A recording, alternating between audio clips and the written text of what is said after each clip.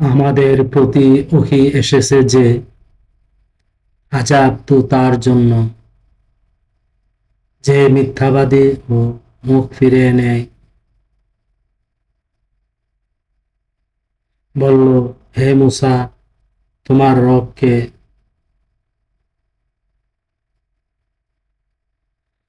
মূসা বলল, যিনি প্রত্যেক বস্তুকে আকৃতি দিয়েছেন, পরে পথ দেখিয়েছেন।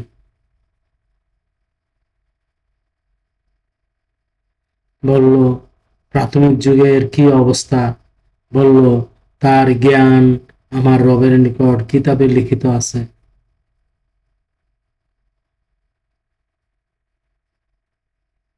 তিনি বিভ্রান্ত হন না, ভুলেও যান না।